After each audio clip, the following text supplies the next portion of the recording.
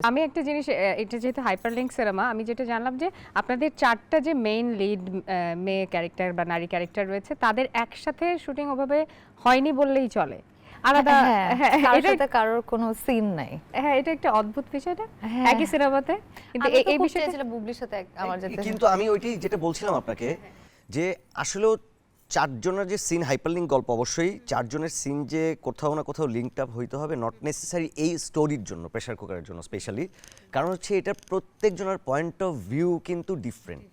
আপনি দেখলে বুঝতে পয়েন্ট পারবেন। অফ ভিউ থেকে আমরা যারা অডিয়েন্সরা দেখছেন